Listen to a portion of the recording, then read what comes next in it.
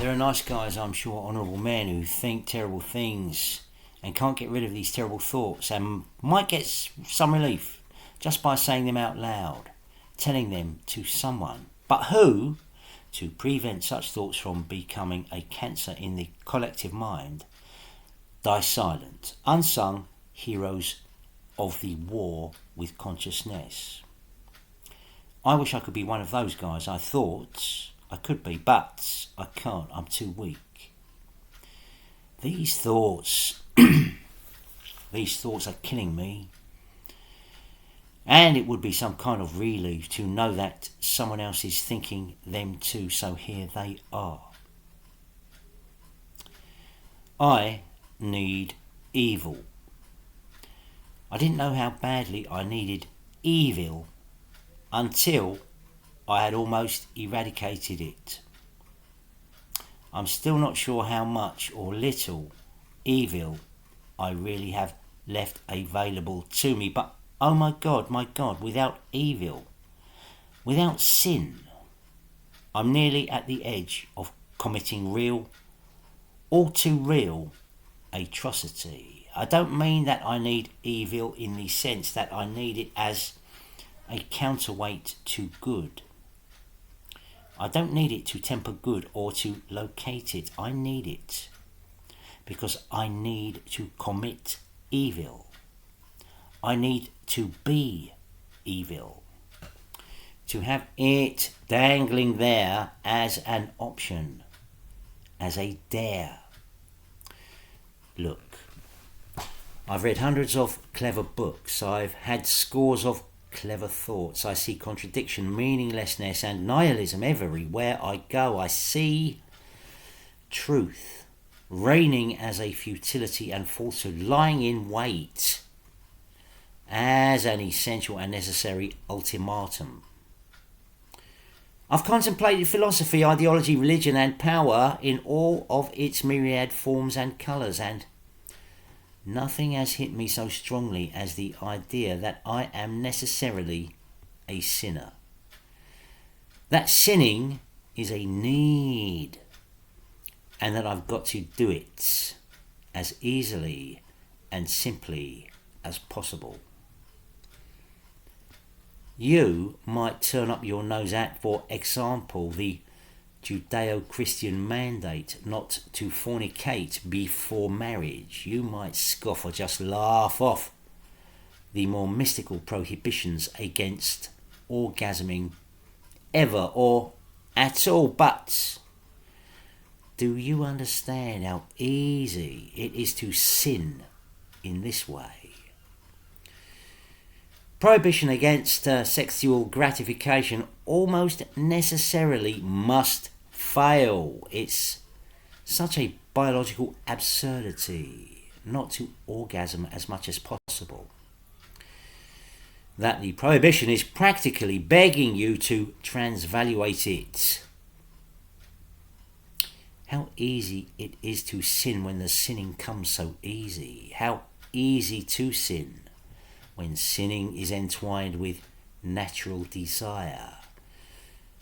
God,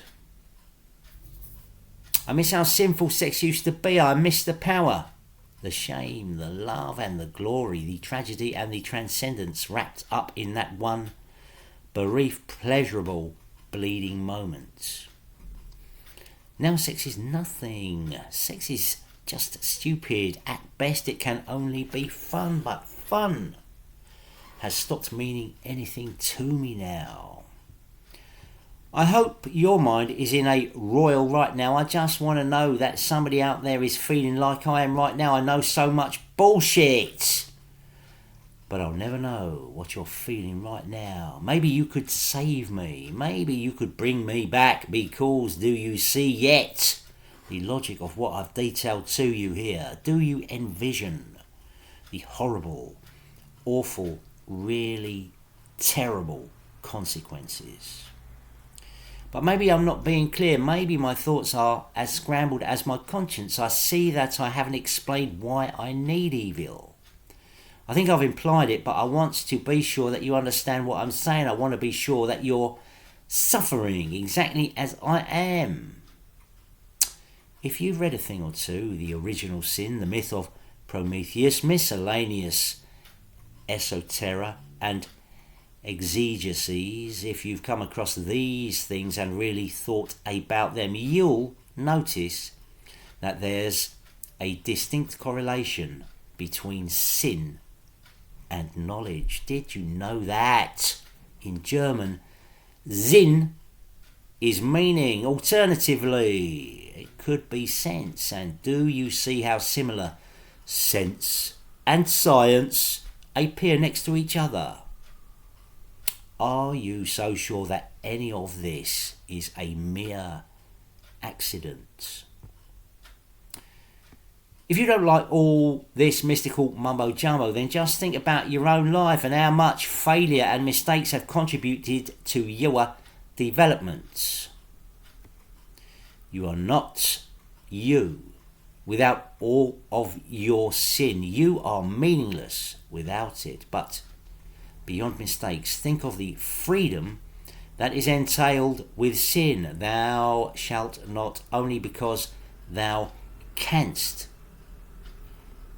Sin dares you to grab your freedom, to take control of it, to exult in it, and to revel in your own power. Sin simultaneously develops both consciousness and freedom. It makes one more consciousness of freedom and more willing and able to use it. There is no knowledge of freedom, no real sense for it, no real feel for freedom without that particular transvaluation, that soul-rending, mind-splitting apotheosis that is the sinful act. Sin lifts the soul from the bowels of the unconscious up and out into the ethereal and heady atmosphere of the gods. Does this sound Luciferian to you? Satanist? Devilish? Consider who's the one making it. Tantalizingly unreasonable prohibitions.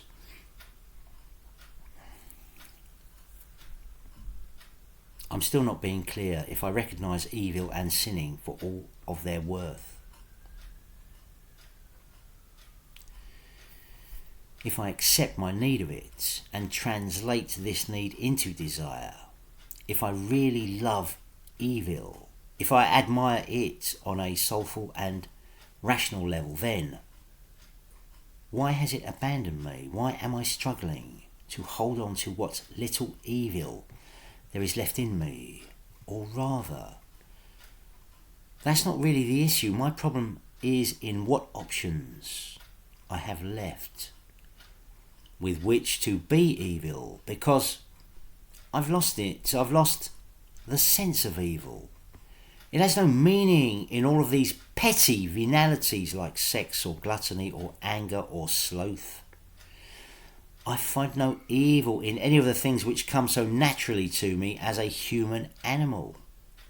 There's no possibility for the evolution of my soul available to me in jerking off, in harbouring strife and enmity between me and my neighbour, and not even in using this pen to slit open my jugular. These things are meaningless. I know that they're not really evil. They're totally fine and natural and understandable given the conditions of my existence. Everything I do really is totally and completely redeemable. I cannot sin in these things because I know too well that I am already forgiven. Both wisdom and rationality fail to instill me with consequence and rather release me from it. Maybe some people would call this state harmony with the self, or of total and transcendental understanding. Some might even call it heaven. I do not. I call this stultification, the loss of sinning. In such easy outlets, in such trivial venalities, has trapped me in two ways.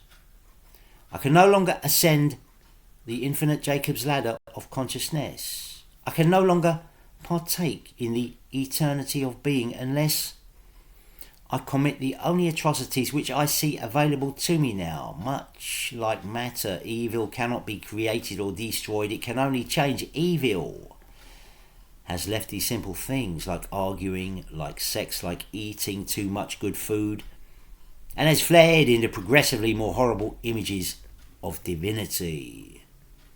Do you see now my issue? Do you now empathize, or better, and I hope, do you sympathize with the complete and utter travesty which I have intellectualized myself into? Do you understand the things I have to do now to keep going, to know more, to develop further, to hold on to the light that flees from the end of the tunnel? I understand it too well. I have held on to my vision of heaven for far too long to just let it escape from me now. After coming all this way, after sinning this long and so far, I can't just stop now, but oh God, how can I go on? I don't want to. I don't want to do it, please. Don't make me do it. Anything but this. Who will tear out the eyes of my soul? These poor people.